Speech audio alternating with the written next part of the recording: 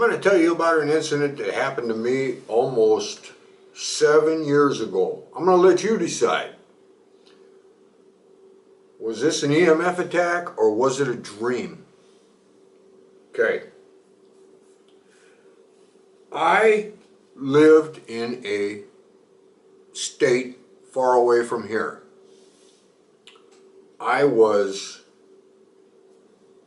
picked up and dropped in this little town.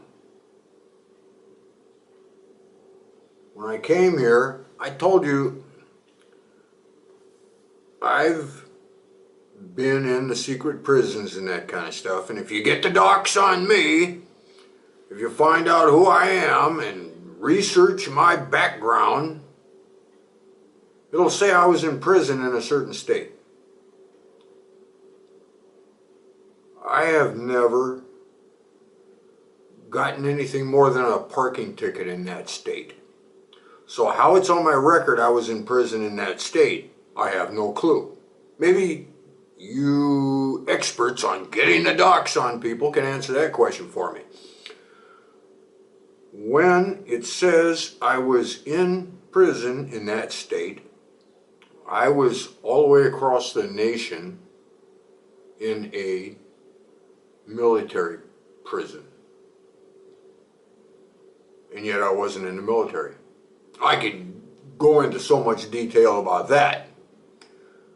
This is a tiny, tiny little prison, about 50 people.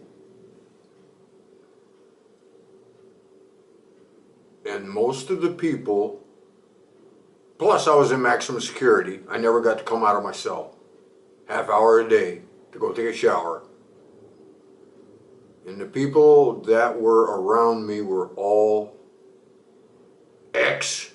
supposedly Army intelligence. Okay, that's neither here nor there. Anyway, I was picked up out of this state. I was dropped into this town right here. I didn't know a soul. I couldn't find a job, even at a temp agency, because they said, oh, you got a record. We can't hire you. So I had real difficulty finding a job, but I was finding work here and there. I was probably making about $100 a week. At that time I was sleeping in my car in a Walmart parking lot. About that time is when the price of fuel went up to $4.50 a gallon. I had a Mercedes at that time and I had to use premium. I couldn't afford that, so I started putting regular unleaded into the car, and I started messing it up. I had been homeless, sleeping in my car, taking showers wherever I could, jumping over fences, dipping in the swimming pool at 2 o'clock in the morning, whatever I had to do to stay clean so that I could work. And I'm hanging around downtown. There was an area where there were a lot of homeless, and I was in that area sleeping in my car. And one night about 11 o'clock, there was a business over here where it was downtown, so the employees couldn't park all downtown. There was a lot over here on the other side of the freeways. They got to walk underneath the freeways, the overpasses and stuff, to get over to this lot. Across the street from this lot is a liquor store, and it's just rampant with bums and drunks and people like me and that kind of stuff, and hanging out till wee hours of the morning and that kind of stuff. And I was in this area one night, and I saw this lady, an employee of this big business over here that has to walk under the overpasses to get to her car. And she was kind of elderly, and I could tell she was scared because of all of the people underneath the bridge and, you know, going by that liquor store and all that stuff. And I called to her, and I told her I'd walk her to her car, and I walked her to her car. And when I turned to walk away, once she safely got to her car, she grabbed my arm and she told me I needed to come live with her. I didn't know what this was about, but I was homeless. So, okay, cool. I followed her in my car, and she took me a long ways out in the middle of nowhere into a really bad area. An area where a police officer was killed right after I got there. This wasn't a good area. But she gave me a room. She charged me like $50 a week. And I had a room. I thought, you know, she's my guardian angel, this, that, and the other thing. And the next day I found out that this is her house, she owns it, and she rents out all the rooms. And there's a gang of people living here. And there's a guy living there with his 2 daughters. They got divorced and separated, whatever like that. And there's, you know, it's all hardworking Mexicans. And they're all, you know, living in this house, contributing, doing all that kind of stuff and everything else. And everybody, one great big happy family of about 11 people. And she gave me her room, and she went out on the couch. Anyway, I'm paying her, I'm working, I'm doing what I can, I'm definitely paying the rent and that kind of stuff. I had a job at that time working, picking up trash on the freeway for like $6.50 an hour, I think it was. I don't know how they got away with that, but I was getting like $6.50 an hour.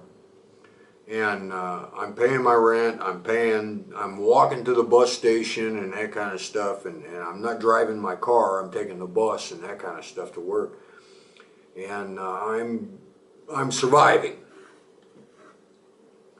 Shortly, now I had been homeless for about a year.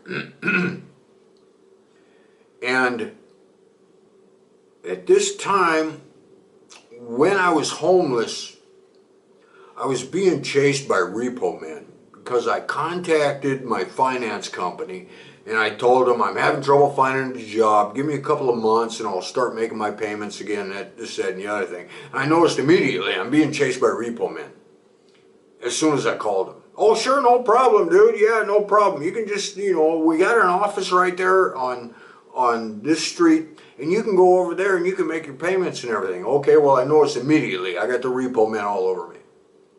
But they can't take it if I'm in the car, this, that, and the other thing. So I would, you know, hide my car and all this other kind of stuff, and I'd avoid the repo men. When I came to here, they had no clue where I was, and I was not driving my car. And so anyway, the repo men couldn't take it. And what happened was, at that time I had stocks, I had mutual funds, I had all kinds of stuff. And what I ended up doing was I had to sell everything and pay that car off, pay that Mercedes off. So the car's mine, but I had been putting regular unleaded in there and it was messing it up. And so I wasn't driving it much. And one day I came home because I'd start work about 3 o'clock in the morning, where we'd go pick up trash along the freeway, this, that, and the other thing. And I got home about 1 o'clock in the afternoon one day. And it's like everybody's home, everybody's construction worker, everybody's this, that, and the other thing. And usually in the afternoons, everybody's cooking. Everybody's cooking fajitas, drinking beer, having a good time, listening to music. The music's cranked, all that other kind of stuff. And I went in to take a shower and everything. And I laid in bed. And I was going to take a little nap for an hour or two. And I don't know what happened. I woke up, I'm being held down. Now, is this a dream or is this an EMF attack? I had a dream. I was being held down. And I had this asshole right in my face as I'm laying on my bed. And he's saying, "Did you really think we'd let you get away?"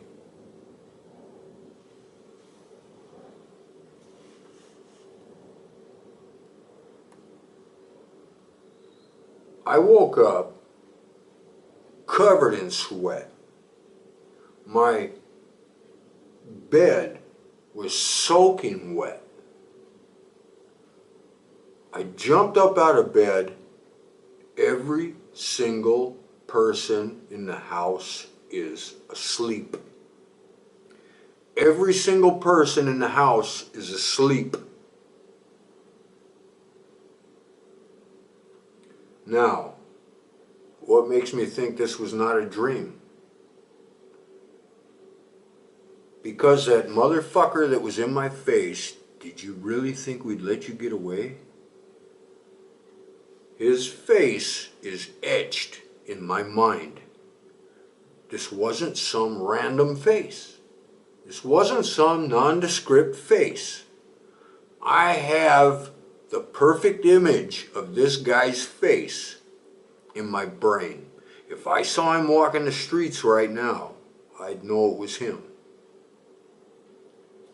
Unless he grew a beard, that kind of stuff. But this was a very specific face. I didn't see the guys that were holding me down. They were dressed in black. He was not dressed in black.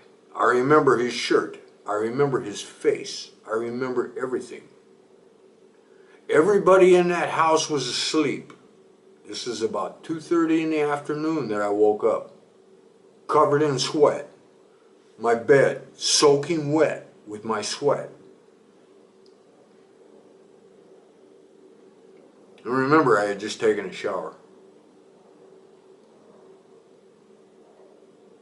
I don't know if this was EMF. I don't know. And it didn't even occur to me that it was real, other than I've got this face, this guy's face, etched in my brain. This is not some random face. This is not some nondescript dream to me, because it was too real. It was too real, but that doesn't mean it wasn't a dream. But I do have that guy's face etched in my mind. That's what tells me maybe it wasn't a dream. This is 5 years at least before I started being gang-stalked. And I've had several incidents, not like this, but suspicious incidents that tells me this has been going on for quite some time. Maybe I'm somebody's project. I don't know. I don't know. I have no clue. Just with incidents that have happened in my life, this kind of stuff, I'm wondering. Anyway, I just thought I'd throw that out there. Like I said, it doesn't mean it was real. It might have been a dream, but I hope that helps. I'll talk to you later. Bye.